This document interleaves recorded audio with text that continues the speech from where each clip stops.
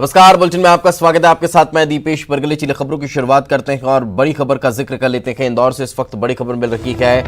IIM Indore को देश में 5वां स्थान हासिल हुआ है। IIT इंदौर देश में 10वें स्थान पर है। नेशनल इंस्टीट्यूट रैंकिंग फ्रेमवर्क में ये रैंकिंग मिली है। मानव संसाधन मंत्रालय ने ये रैंकिंग जारी की है। Teaching, learning and resource professional practice ranking का जो आधार है, ये आधार था और इसी आधार पर ये रैंकिंग निकलकर सामने आई है। GSITS 201 से 250 रैंक बैंड में शामिल है। मानव संसाधन मंत्रालय ने ये रैंकिंग जारी की है और इस रैंकिंग का जो आधार है कि आखिर कौन कौन से बिंदुओं को मानक माना गया रैंकिंग देने के लिए, उसमें टीचिंग, लर्निंग एंड रिसोर्स के अलावा प्रोफेशनल प्रैक्टिस आधार थी कि आखिर किस तरह से वहाँ पर काम हो रहा है, टीचिंग किस तरह की होती है, लर्निंग एंड रिसोर्स किस तरह के हैं, और ये तमाम चीज़ें इसमें देखी गई हैं।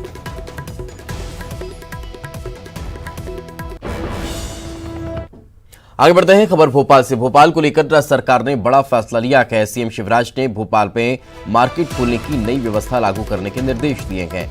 मंत्री नरोत्तम मिश्रा ने इसकी जानकारी दी। कोरोना को देखते हुए भोपाल में मार्केट 5 दिन ही खुल सकेंगे। शनिवार और रविवार को बाजार बंद रहेंगे। CM ने कल कोरोना पर समीक्षा बैठक की थी। इस बैठक के बाद CM शिवराज ने ये निर्देश दिए हैं।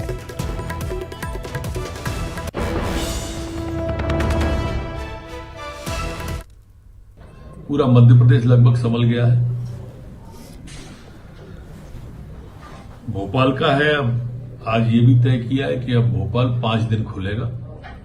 पूरा भोपाल खुलेगा 5 दिन, और 2 दिन शनिवार इतवार इसको बंद रखेंगे। आज मुख्यमंत्री जी ने 1250 JP अस्पताल में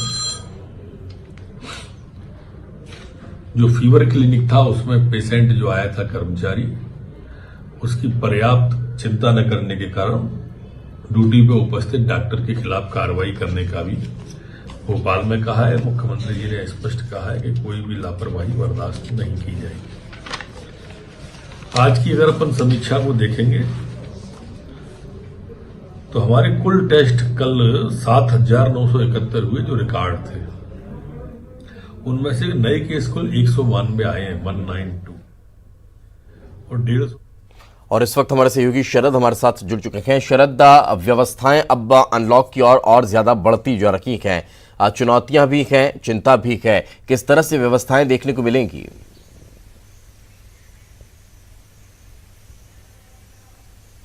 बिल्कुल, देखिए आपने सही कहा है। और जो नई व्यवस्था होगी, अगर हम राजधानी के संदर्भ में बात करें तो मुख्यमंत्री शिवराज सिंह चौहान हर दिन जिलेवार जो समीक्षाएं हैं कोरोना को लेकर वो करते हैं, और कल दरअसल भोपाल जिले की जो समीक्षा है वो की गई थी। इस समीक्षा में ये तय किया गया है कि जो भोपाल के बाजार हैं वो हफ्ते में अब 5 दिन पूरी तरीके से खुलेंगे। यानी कि अभी क्या हो रहा था कि कुछ मार्केट के दिन तय किए गए थे और कुछ दुकानों के भी दिन तय किए गए थे कि एक साइड की दुकान इस तरीके से खुलेगी तो दूसरी साइड की दुकान इस तरीके से। तो अब जो फैसला लिया गया है उसके तहत 5 दिन पूरा बाजार खुलेगा राजधानी के, और 2 दिन यानी कि शनिवार को और रविवार को मार्केट पूरी तरीके से बंद रहेंगे, जिसे साप्ताहिक बंदी के तौर पर भी कह सकते हैं। तो 5 दिन ओपन है और 2 दिन पूरी तरीके से बंद। ये एक फैसला लिया गया है कोरोना की जो स्थिति है उसको देखते हुए। सरकार का दावा ये है कि जो रिकवरी रेट है कोरोना का वो अब और बेहतर होता जा रहा है। जो पहले 68% था, वो कल की जो स्थिति थी उस स्थिति में 69% हो गया है रिकवरी रेट। तो इसको लेकर भी सरकार आश्वस्त है कि स्थिति बेहतर हो रही है। लेकिन जो नए मरीज सामने आ रहे हैं वो कहीं ना कहीं अभी भी चिंता का सबब बने हुए हैं, और उसको लेकर भी क्या रणनीति और कुछ बनाई जा सकती है, इस पर भी निश्चित तौर पर सरकार की ओर से मंथन किया जा रहा है। एक और बात है ये कि दरअसल सरकार ने ये तय किया था कि सभी मरीज अस्पताल ना पहुंचे, कोरोना के अगर किसी को सिम्टम्स हैं तो वो सामान्य सिम्टम्स में भी हो सकते हैं। इसके लिए फीवर क्लिनिक खोले गए थे। कल एक शिकायत मिली थी कि भोपाल का जो जेपी हॉस्पिटल है वहां पर फीवर क्लिनिक में एक डॉक्टर ने लापरवाही बरती। इसको लेकर मुख्यमंत्री शिवराज सिंह चौहान ने कार्रवाई के निर्देश दिए हैं और ये कहा है कि जो सामान्य क्लिनिक हैं, फीवर क्लिनिक हो या और दूसरे इलाजों का, उसमें डॉक्टर किसी तरीके की कोई लापरवाही न बरतें, क्योंकि ऐसे शिकायतें सामने आ रही थी कि अस्पताल और कुछ डॉक्टर्स इलाज में लापरवाही बरत रहे हैं। बिल्कुल, लब यानी कि कहीं ना कहीं सख्ती भी देखने को मिल रही है। साथ में रखें, आगे भी आपसे चर्चा करेंगे शरद, लेकिन सबसे महत्वपूर्ण कि अब भोपाल के बाजार भी खुलने लगे हैं। कल बीजेपी दफ्तर में उपचुनाव को लेकर महत्वपूर्ण बैठक हुई। बीजेपी में असंतोष होने की बात इस बैठक में सामने आ रही है। कल हुई बैठक में सुर्खी विधानसभा के बीजेपी नेता नदारद नजर आए। बैठक में न तो पूर्व विधायक का पारुल साहू आई, न ही पूर्व बीजेपी प्रत्याशी सुधीर यादव पहुंचे। हालांकि सुर्खी के विधानसभा प्रभारी भूपेंद्र सिंह बैठक में जरूर मौजूद रहे। बीजेपी चुनाव संचालन समिति की बैठक में सीएम शिवराज सिंह चौहान, प्रदेशाध्यक्ष वीडी शर्मा और संगठन महामंत्री सुहास भगत ने भी हिस्सा लिया।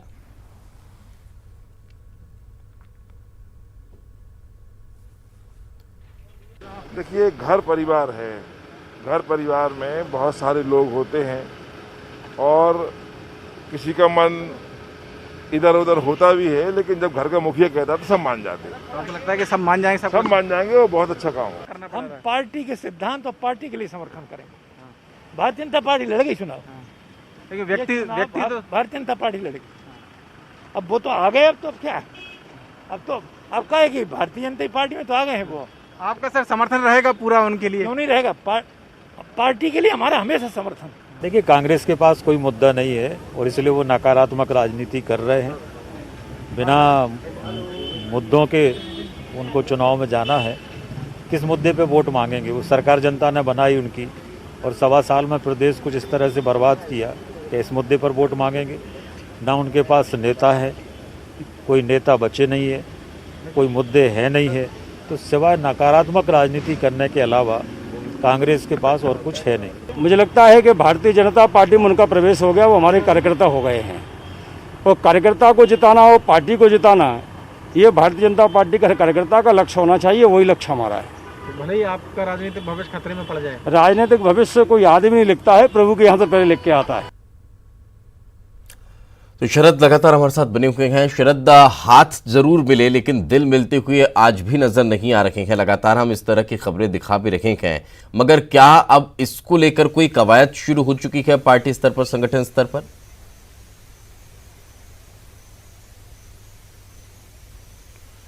देखिए, बिल्कुल आपने ये बात भी सही कही है। हाथ तो मिल गए हैं, दिल मिलना अभी बाकी है और एक आध जगह नहीं, कई जगहों से इस तरीके की बातें सामने आ रही हैं। फिर चाहे दीपक जोशी की बात करें या पारुल साहू की बात करें, जो बीच बीच में इनकी नाराज़गियां सामने आती रहती हैं। देखिए, विधानसभा चुनाव की जो रणनीति है वो बीजेपी ने बनाना शुरू कर दी है। कल भी जो विधानसभा थी, करीब 11 से 12 सीटों की विधानसभा के जो प्रमुख कार्यकर्ता हैं और उनके जो प्रभारी बनाए गए हैं उपचुनाव को लेकर, उनकी एक बैठक की गई थी। आज भी ये बैठक जारी रहेगी। जो बाकी की सीटें बच गई हैं, टोटल 24 सीटें हैं जिन पर उपचुनाव होना है, तो बाकी की जो सीटें हैं उन पर आज चर्चा की जाएगी और बाकी जिस तरीके से कार्यकर्ता कल शामिल हुए थे, आज भी उसी तरीके से शामिल होंगे। लेकिन जो तस्वीर सामने आ रही है, जैसा कि आपने कहा भी कि पारुल साहू मौजूद नहीं रही और सुर्खी के जो दूसरे 1-2 कार्यकर्ता थे जो अपेक्षित थे उस बैठक में, लेकिन वो पहुंचे नहीं थे, तो अब उनकी गैर मौजूदगी को कहीं ना कहीं उनकी नाराजगी के साथ जोड़कर देखा जा रहा है। हालांकि तमाम जो बीजेपी के नेता हैं, हमने सुना भी अभी गोविंद सिंह राजपूत की चाहे बात करें, भूपेंद्र सिंह की जो प्रभारी बनाए गए हैं, उनका कहना है कि सब सामान्य चीज़ें हो जाएंगी और जब बीजेपी में शामिल हो गए हैं, कांग्रेस के जो 22 लोग हैं छोड़कर आए हैं सिंधिया के समर्थन में, तो फिर अब वो बीजेपी के कार्यकर्ता हैं। तो ये क्या बातें सिर्फ कहने भर की हैं या फिर अंदर अंदर कुछ और भी नाराज़गी है जिसे दूर किया जाना अभी बाकी है? देखना होगा कि आगे किस तरीके से उपचुनाव की रणनीति बनती है और क्या ये जो घर का घमासान है उसको बीजेपी संभालने में कामयाब हो जाएगी उपचुनाव से पहले। बिल्कुल, ये देखने वाली बात होगी। बहुत बहुत शुक्रिया अब शरद इस तमाम जानकारी के लिए हमारे साथ चर्चा में जुड़ने के लिए। आगे बढ़ते हैं। असंतोष कांग्रेस में भी है। शिवपुरी के पोहरी विधानसभा के लिए उपचुनाव होना है, लेकिन न कांग्रेस नेता यहां आपस में ही भिड़ते दिखाई दे रहे हैं। विधानसभा सीट के लिए प्रभारी बनाए गए राजकुमार पटेल पोहरी पहुंचे थे। इस दौरान ब्लॉक अध्यक्ष आफाक अंसारी और यूथ सेवा दल अध्यक्ष शिवांश जेमिनी आपस में ही भिड़ गए। दोनों नेताओं के बीच गाली गलौज होने लगी। राजकुमार पटेल के दखल देने के बाद मामला शांत हो पाया।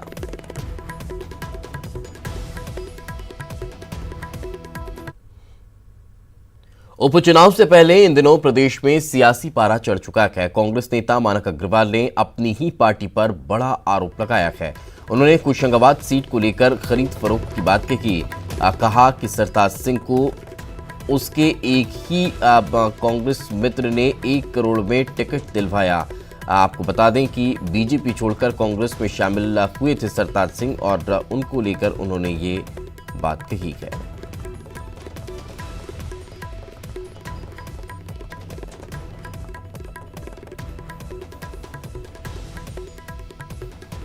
तो न्यूज 18 से बातचीत में उन्होंने खरीद फरोख्त का पूरा आरोप ज्योतिरादित्य सिंधिया पर लगाया। क्या कुछ उन्होंने कहा, चलिए आपको सुन पाते हैं। पार्टी स्तर पर उठाने का सवाल ही नहीं उठता। ये तो सिंधिया ने किया है। इस पार्टी का इससे क्या लेना देना? पार्टी का इससे कहीं कोई लेना देना नहीं है। ये पूरा का पूरा मामला सिंधिया का है और सिंधिया के एक मित्र हैं भोपाल में, वो कांग्रेस के नेता हैं, उनका है। ये इन दोनों ने मिलकर किया था। नहीं, लेकिन टिकट तो पार्टी की तरफ से दिया गया था। क्या सिंधिया तय कर रहे थे कि किसे टिकट दिया जाना है या उनके दबाव में ये टिकट दे दिया गया? हाँ, सिंधिया के दबाव में टिकट दिया गया था। सिंधिया के कहने से टिकट दिया गया था और सिंधिया ने ही ये टिकट सरताज सिंह को दिलाया था। और उसके बाद में जैसे ही सिंधिया बीजेपी में गए तो सरताज भी बीजेपी के अंदर चला गया। तो आपका ये कहना है कि पैसे लेकर सिंधिया ने टिकट दिलवाया, तो क्या केवल एक सीट का या फिर कई सीटों को लेकर फिर आपका इशारा है या आरोप लगा रहे हैं? अशोकनगर का, एक तो अशोकनगर का ऑडियो अपने आप में चल रहा है और दूसरा उदाहरण मैंने दे दिया। तो सुना आपने। सियासी लड़ाई धरातल से अब ट्विटर पर पहुंच चुकी है, जहां वार भी है, पलटवार भी है। ऑडियो वायरल को लेकर सीएम शिवराज ने ट्वीट कर कहा, पापियों का विनाश तो पुण्य का काम है। इसके बाद गुस्साई कांग्रेस ने झट से पलटवार कर दिया। जनता से डरो, जयचंद खरीदे हैं, जनता नहीं। कमलनाथ ने भी सीएम शिवराज पर निशाना साधा। ट्वीट पर सियासी युद्ध की 3 अलग अलग तस्वीरें इस वक्त आप देख पा रहे हैं। पहली स्क्रीन में सीएम शिवराज, दूसरे में कांग्रेस और तीसरे में कमलनाथ का वार। ये तीनों ट्वीट अभी टॉप ट्रेंड मध्य प्रदेश में कर रहे हैं।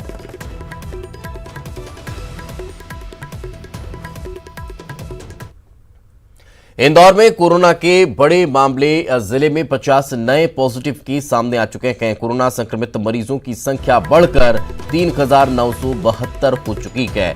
मेडिकल बुलेटिन जारी हुआ, उसमें एक मरीज की मौत की पुष्टि भी हुई है। अब तक 2,673 मरीज स्वस्थ भी हो चुके हैं।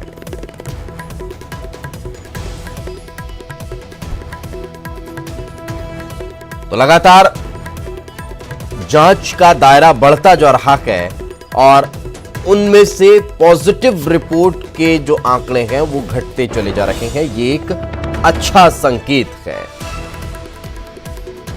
लगातार स्वस्थ होने वाले मरीजों की संख्या में भी इजाफा हो रहा है और स्वस्थ होकर लोग अपने घरों के लिए रवाना भी हो रहे हैं। और ज्यादा जानकारी के साथ हमारे सहयोगी अरुण त्रिवेदी हमारे साथ जुड़े हुए हैं। अरुण, क्या ताजा जानकारी, किस तरह से व्यवस्थाएं और दुरुस्त की जा रही है इन आंकड़ों को देखते हुए?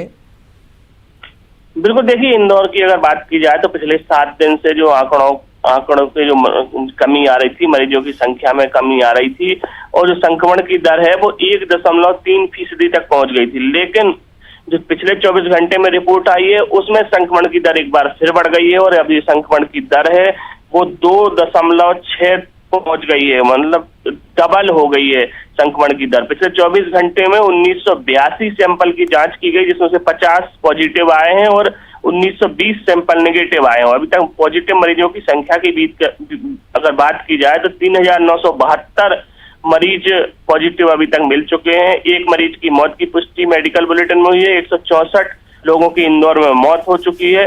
तो वहीं 1135 मरीजों का अभी भी इलाज चल रहा है। लेकिन अच्छी बात यह है कि 2673 मरीज स्वस्थ होकर अपने घरों को लौट चुके हैं। लेकिन चिंता की बात यही है कि अभी तक जो संक्रमण की दर थी वो 1.3 थी, लेकिन वो अचानक से 2.6 हो गई, मतलब डबल हो गई है। ये चिंता की बात है। ऐसे में अभी भी इंदौर को ज्यादा एहतियात बरतने की जरूरत है और ज्यादा सावधानी बरतने की जरूरत है। बिल्कुल ना, चलिए बहुत बहुत शुक्रिया अरुण इस तमाम जानकारी के लिए। तो एहतियात बेहद आवश्यक है, सावधानियां आपको बरतनी होगी, तब आप इस चेन को ब्रेक कर सकते हैं।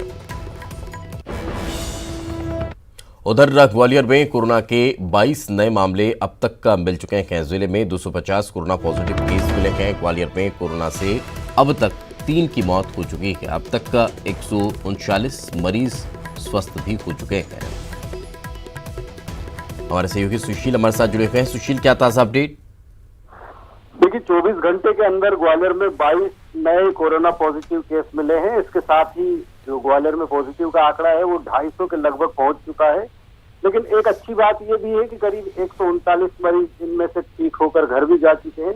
यानी रिकवरी का जो रेट है वो भी लगातार अच्छा बढ़ता जा रहा है। लेकिन पिछले एक सप्ताह में यहाँ कोरोना पॉजिटिव मरीजों की संख्या में तेजी से बढ़ोतरी हुई है। इसकी वजह यही है कि जो थोक में संक्रमित लोग मिल रहे हैं उससे ये आंकड़ा बढ़ रहा है। तो प्रशासन भी अब एहतियात के तौर पर जो है सोशल डिस्टेंसिंग, मास्क का उपयोग करने सहित तमाम हिदायतें लोगों को दे रहा है और कोरोना का जो ग्राफ है वो किसी तरह से रोका जाए, इसके लिए भी प्रयास किए जा रहे हैं। लेकिन कहीं ना कहीं चिंताजनक स्थितियां जरूर एक सप्ताह से ग्वालियर में बनी हुई।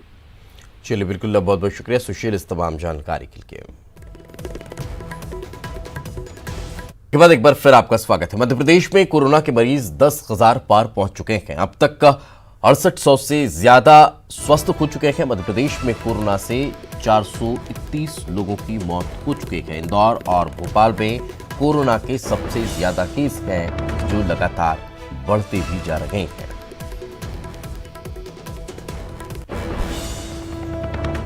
खरगोन में 15 कोरोना पॉजिटिव मरीज डिस्चार्ज कर दिए गए हैं। जिले में अब तक का 153 मरीज स्वस्थ हुए हैं। खरगोन में कोरोना के 3 नए केस मिले हैं। जिले में कुल 212 कोरोना संक्रमित हैं। अब तक खरगोन में 13 लोगों की मौत हो चुकी है।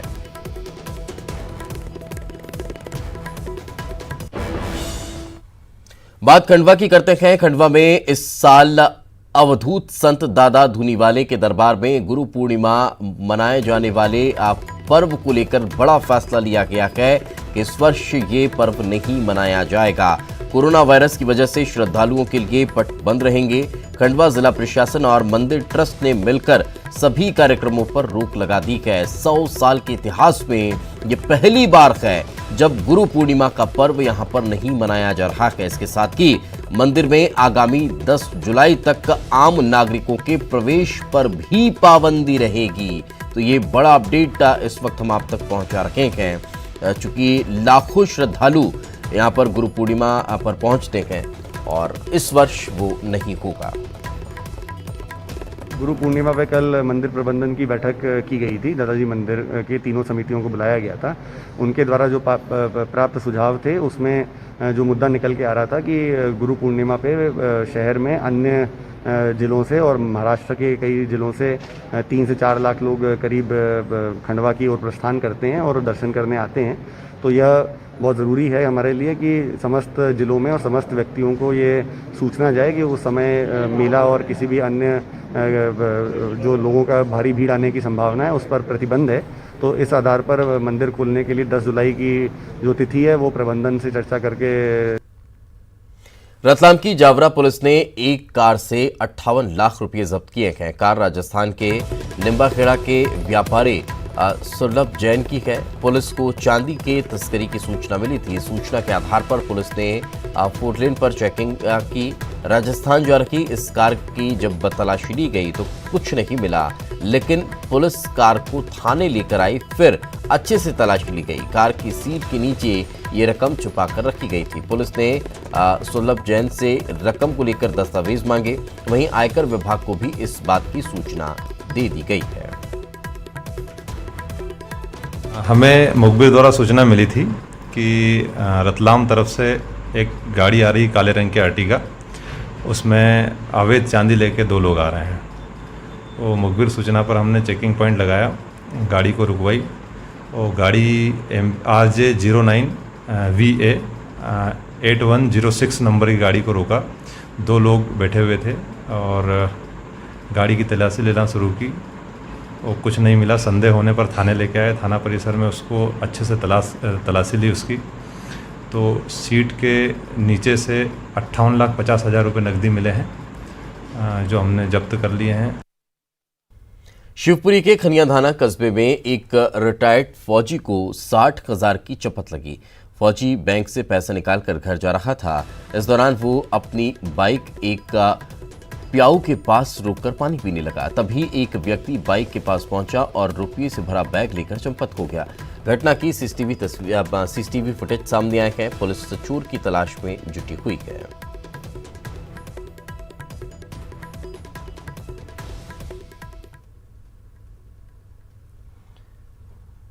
उमरिया के बांधवगढ़ टाइगर रिजर्व में खुशखबरी है। यहां बाघों का कुनबा बढ़ चुका है। यहां 2 बाघ ने 6 शावकों को जन्म दिया है। ट्रैप कैमरे में इनकी तस्वीर कैद हुई है, जिसके बाद अथॉरिटी भी बेहद प्रसन्न नजर आ रही है।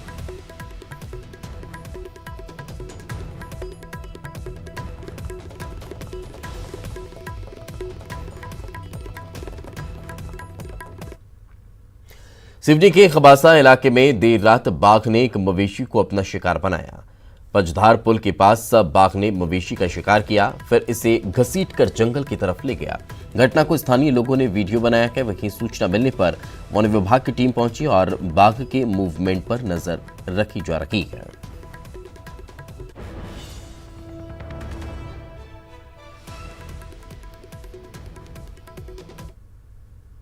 और इसी के साथ इस बुलेटिन में फिलहाल इतना ही। खबरें लगातार जारी हैं।